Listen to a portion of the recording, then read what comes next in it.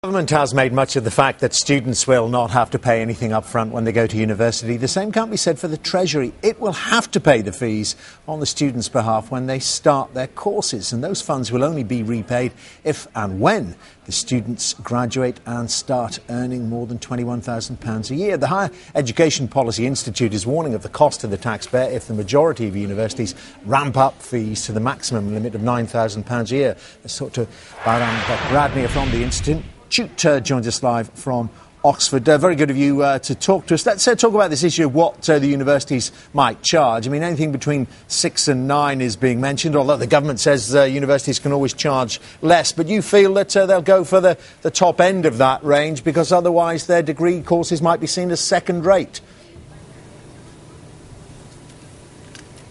Well, the government have set £9,000 as the maximum that universities may charge.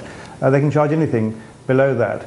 And it's rather important for the government that universities shouldn't all charge towards the top end, because of course the more they charge, the more loans they have to give, and therefore the greater the cost to the government.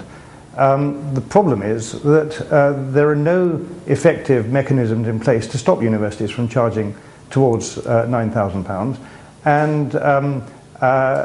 and actually, given that there'll be almost certainly more students chasing places than there will be places available, most universities will probably find it possible and would wish to charge towards the upper end. So yes, we think that that it's quite likely that unless the government puts controls in place, universities will tend to charge towards £9,000. So you're saying basic market forces will operate more students chasing too few courses, then these universities can charge, well, as much as they can?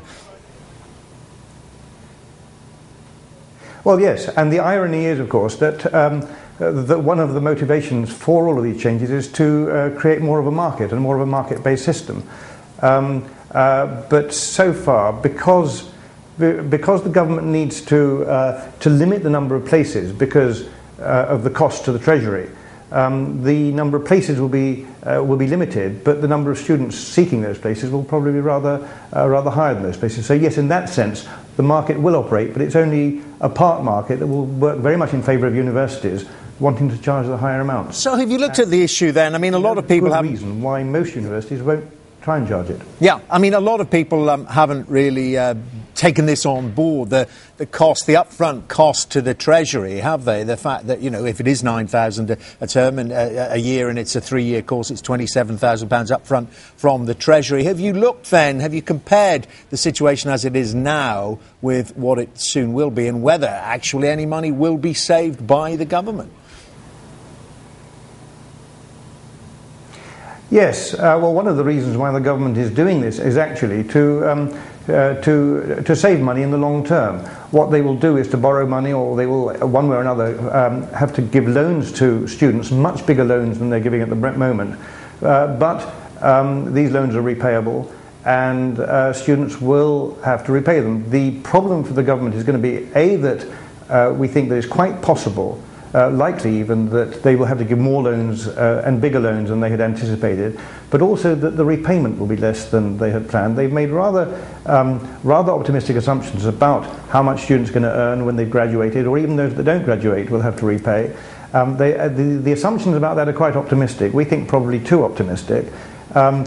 Indeed, yesterday a Standard & Poor's, the credit rating agency, themselves said that they thought that these proposals would not take anything off government expenditure, would indeed increase them. So I think there's a real problem there. But actually, it's not just a problem for the government. It will in due course be a problem for students and universities as well, because the Treasury will not allow, I suspect, in the long term, the costs just to go up. And so something else will have to give. Either there have to be fewer students, or students will have to pay back more, or something that isn't yet on the table will have to be brought in order to limit the costs. Well, some fascinating information to put into this fraught debate. Thank you very much indeed. That's Bahram Beck-Radney from the Institute there of Higher Education. Thank you very much indeed.